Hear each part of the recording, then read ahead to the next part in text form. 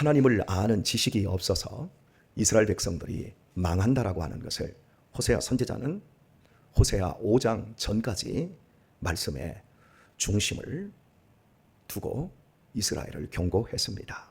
그리고 5장에는 왜 이스라엘 백성들이 하나님을 아는 지식이 없는가? 그것은 그들이 공부를 못해서도 그들이 율법을 아는 열심에서 이탈되어서도 아니라 그들의 마음 중심이 음란하기 때문이라고 설명하고 있습니다. 지식은 마음으로 담겨져야 참된 지식이 될 수 있습니다. 지식이 밖으로부터 마음으로 담겨져야 되고 지혜는 그 마음으로부터 밖으로 드러나는 것이 지혜입니다. 공부는 많이 하고 듣기는 열심히 들어서 머리는 굉장히 잘 돌아가고 똑똑하고 지식이 큰데 마음 씀씀이 행동 하나 하는 걸 보면 미련퉁이 곰퉁이 같이 살아가는 사람이 있어요. 지식과 지혜가 같이 가지는 않습니다. 저는 어린 시절부터 할머니들이 신앙생활 하는 것들을 유심히 들여다보면 참 지혜롭다 이런 생각이 듭니다. 많이 배우지도 못했고 이름 석자도 쓰지 못하는데 교회에서 신앙생활을 하는 이런 모습들이 너무 지혜로운 거예요. 그런 분들은 하나님을 아는 지식이 충만한 거예요. 반면에 많이 배우고 많이 똑똑하다는 소리를 듣는데 실제 신앙생활을 하는 걸 보면 뺀질거리고 게으르고 핑계하고 자기 합리화를 시키는 사람들을 많이 보았습니다. 그것은 머리만 커진 거예요. 하나님을 진짜로 안다면 하나님의 그 아는 속성 이것이 지식과 평행선으로 가고 있다고 한다면 결코 삶을 그렇게 살 수가 없는 거예요. 그러니까 우리들이 믿음 생활을 하면서 나는 지식적인가 아니면 지혜로운가를 볼 수 있어야 합니다. 믿음 생활은 열심히 하는데 마음에 평안이 담겨 있지 않은 사람들이 있습니다. 정말 겉으로 보기에 너무 완벽할 정도로 경건해 보이는데 그분과 관계하고 또 그분과 함께 있으면 내 마음속으로 그분의 지혜로 인하여 내 마음에 평안과 기쁨이 담겨져야 되는데 스트레스와 경쟁심이 그리고 어떤 비교의식 때문에 굉장히 마음이 불안해지는 이런 경우라고 한다면 신앙생활을 정말 잘못하고 있는 거겠죠. 하나님을 아는 지식은 마음을 활짝 열고 하나님의 말씀이 우리 안에 담겨지고 주의 영이 우리 안에서 일하시고 역사하셔야 합니다. 그때 드리는 예배와 그때 드리는 기도는 그냥 기쁨 중에 다 응답되어지고 감사 중에 예배는 다 하나님께로 올라가게 되어 있지요. 그것은 우리 스스로가 알게 되어져요. 아무리 예배가 화려하고 멋지게 예배를 드려도 이 예배가 주의 영으로 내 마음이 활짝 열려서 예배를 드리고 있는지 우리 스스로가 알게 되어지는 거예요. 마음이 문제입니다. 신앙생활은 내가 하나님을 알고 하나님이 나를 알고 쌍방간에 이루어지는 겁니다. 그래서 3절에서 에브라임은 내가 알고 이스라엘은 내게 숨기지 못하나니 숨길지 못할 정도로 하나님이 이스라엘 백성들의 상태를 알고 계세요. 그런데 하나님은 그들에게 너희들이 행음하였다. 그리고 너희들이 이미 더러워졌다. 거룩하지 않고 하나님만을 신랑으로 하나님으로만 섬겨야 하는데 다른 세상의 것들도 섬기고 이때 이스라엘 백성들은 거룩에서 떠나버립니다. 그것을 더러워졌다 표현하고 있습니다. 4절은 이런 말씀을 더 나아가서 하나님이 이스라엘에게 주고 있습니다. 저희의 행위가 저희로 자기 하나님에게 돌아가지 못하게 하나니 그들의 살아가는 삶의 방식, 그들의 예배 방식이 아니에요. 그들의 행위예요. 그것이 하나님께로 돌아가지 못하게 하고 있는 겁니다. 그리고 그 원인으로 이는 음란한 마음이 그 속에 있어 여호와를 알지 못하는 까닭이라. 이스라엘 백성들의 행위가 어디에서 나옵니까?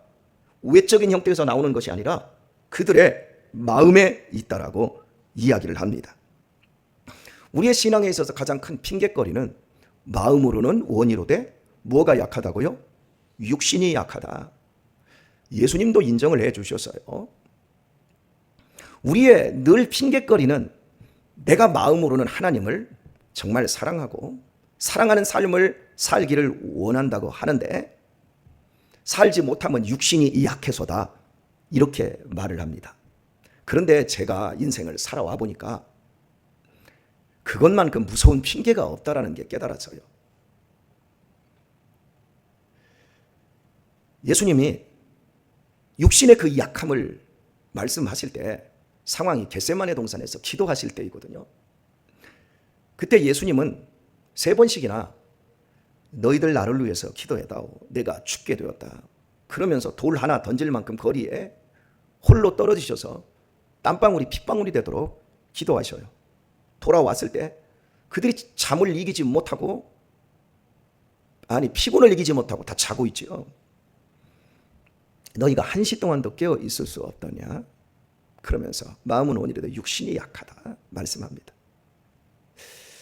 저는 그 상황 속에서 예수님은 깨어 계신데 그 몸의 상태로 봤을 때 제자들이 훨씬 육신적으로는 건강한 사람들인데 피곤을 못 이겨요. 예수님은 약하신데 피곤을 이기셔요. 그러면서 기도하셔요. 제자들은 왜 피곤을 못 이겼을까?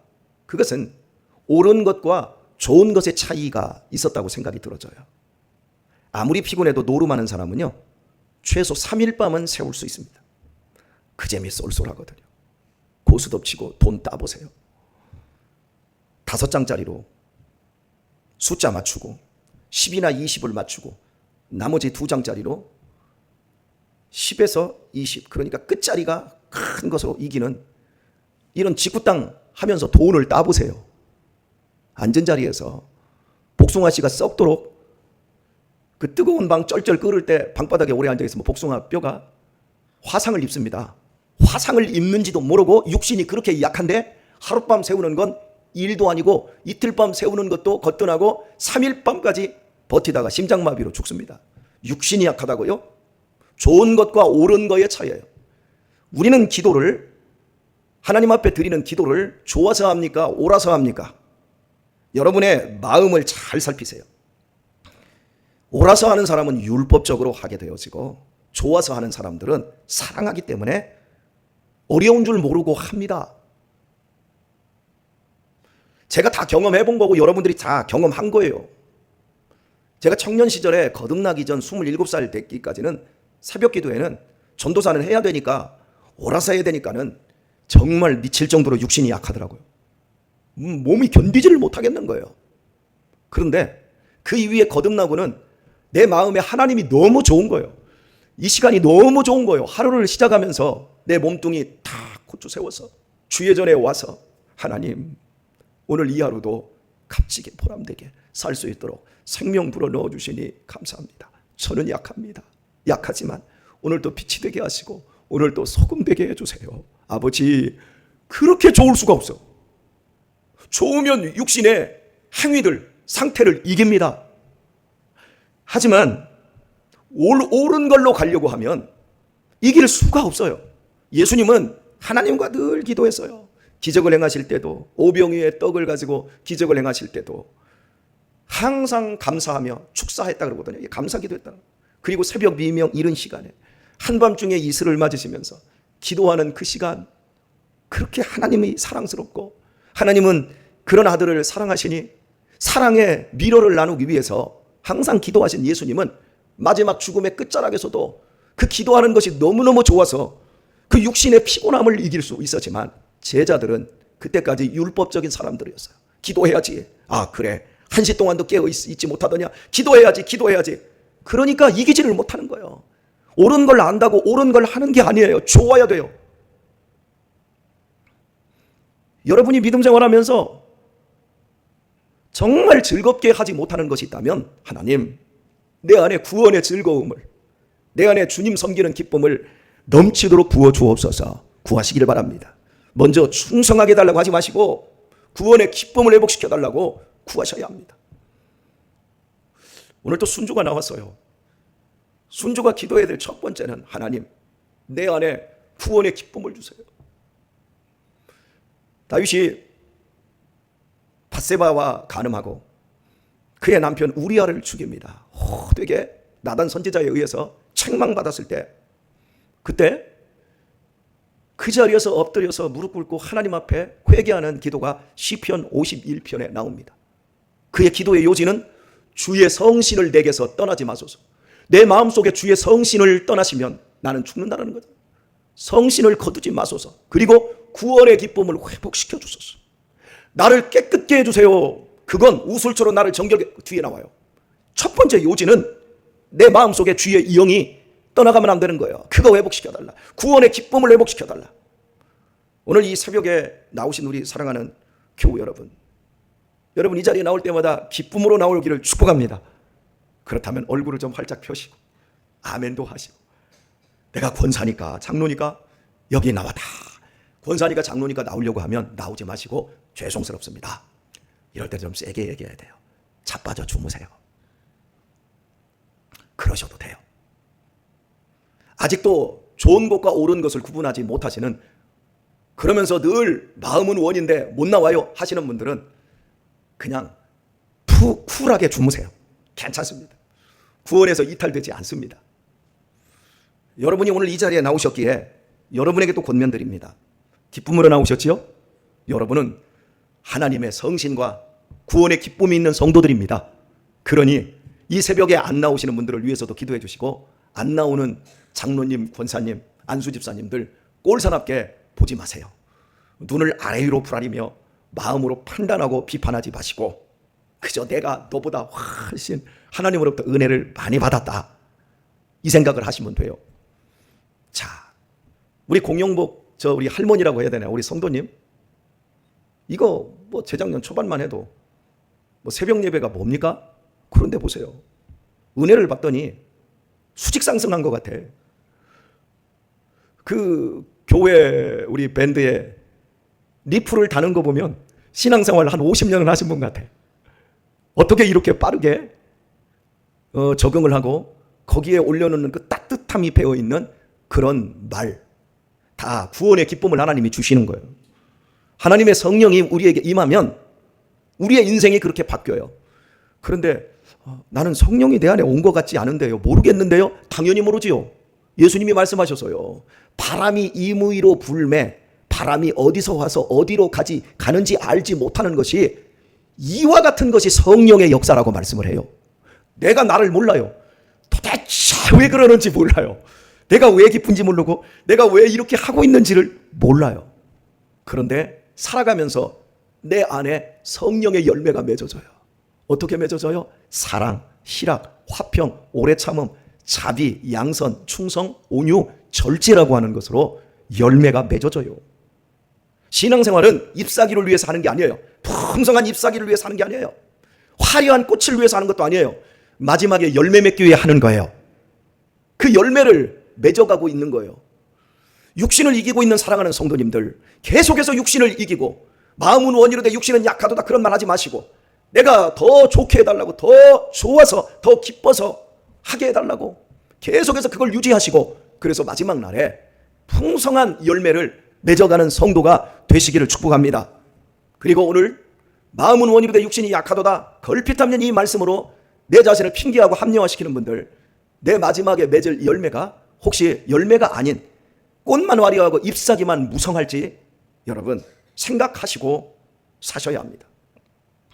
이스라엘 백성들의 문제는 마음이었습니다. 이는 음란한 마음이 그 속에 있어. 이 음란한 마음이 여러 가지 것들로 표현할 수 있는데, 이스라엘 백성들을 향해서 하나님은 간음, 음란하다라고 하는 걸 두 가지 형태로, 실제 육체적인 간음, 내 아내가 아닌 그런 상태에서, 결혼도 하지 않은 상태에서 육체적인 성관계를 즐기는 것, 하는 것, 그걸 음란이라고 합니다.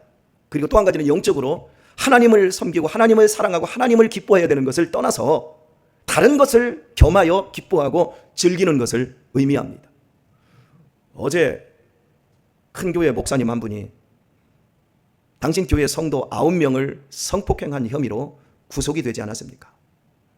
목사로서 부끄러워서 못 살겠어요. 목사님들의 간음이 끊임없이 나옵니다. 실은 언론에 소개되지 않고 그냥 유야무야 덮어버리는 것들이 더 많습니다. 왜 끊임없이 이런 문제가 벌어질까요? 이런 문제가 벌어질 때마다 목사라고 하는 이 부분이 얼마나 부끄럽게만 느껴지는지 모르겠어요. 왜 그럴까요, 여러분? 마음의 음란의 영 때문에 그런 거예요. 음란의 영은요, 무섭게 우리에게 오는 것이 아니라 무섭게 이 안에서 경고로 우리에게 너 음란해라, 너 성도하고 간음해라, 이런 식으로 압력을 넣는 게 아니라 달콤하게 좋아 미칠 정도로, 저 성도가 내 아내보다 더 사랑스럽고 더 좋아서 미칠 정도로 헷가닥하게 만들어버린 거예요. 음란은 이기는 게 아니라 피하는 거예요. 요셉이 보디발의 아내 간음의 자리에서 도망치듯이, 겉옷을 빼앗기고 벗겨지듯도 도망치듯이 도망치는 거예요. 아니, 아예 그런 자리를 안 만나야 되는 거예요. 그런 자리를 안 가는 거예요. 제 아내가 저한테 가끔씩 경고하는 거, 당신 항상 여자들 조심해. 그럼 제가 그럽니다. 난 세상에서 제일 예쁜 여자하고 사는데 나는 다른 여자는 여자로 안 보여. 그러면 제 아내가 또 하는 말이 있습니다. 세상에서 가장 이쁜 여자하고 사는 사람들이 바람을 피면 그 여자보다 훨씬 못나고 반대급부로 진짜 천치 같은 거하고 연애한다? 왜 그런 줄 알아? 이쁜 여자 아내에게 복수하기 위해서 그렇대. 실제로 그렇습니다. 그러니까 저한테 조심하라고 그래요. 저는 할머니도 조심스럽고 다 조심스러워요. 정말 조심해야 돼요. 이거 이기기가 쉬운 게 아니야. 피해야 돼요. 그래서 제가 제 서재에다가 CCTV 다 달아놓고, 그리고 쪽문 달아서 여자 성도님이 제 서재에 들어오면 쪽문 쫙 열어놓고, 유리창으로 된 거 쪽문 딱 열어놓고, 애고 어른이고 여자가 들어오면 제가 단둘이 있으면 항상 제가 그렇게 합니다. 제가 조심하려고 애를 많이 쓰는데, 저도 아차하는 순간들이 2번 있었어요. 그때 제가 아차해서 저차로 넘어갔으면 하나님이 저 안 썼을 것 같아요. 신학교 시절에 저를 굉장히 잘해주는 누나가 있었어요. 저보다 4살 많은 누나였는데 결혼해서 유부녀였어요. 남편이 부산에 출장 가서 주말 부부를 했어요. 그리고 이분은 제가 2학년 때 주간으로 바뀌었더니 주간에 계시더라고요. 낮에 신학교에 다니시는 거예요. 나를 협철 동생 너무너무 잘해줬어요. 저는 이제 누나들 속에서 컸기 때문에 그 누나들에 대한 이게 굉장히 좋아요. 우리 58 개띠들 여기 누나들 있잖아요. 이렇게 제가 잘 이렇게 관계하는 게, 어린 시절 누나들이 4명이니까. 근데 이분이 저한테 정말 잘해줬어요. 제가 가난했고 그래서 밥도 잘 사주시고 뭐 이렇게 잘해주셨는데, 어느 날 당신 아프다고 내가 오늘 학교 못 가니까 내 리포트 좀 갖다 내달라 해서 자기 집으로 오라는 거예요. 그래서 저는 아무런 생각 없이 그 집에 갔어요.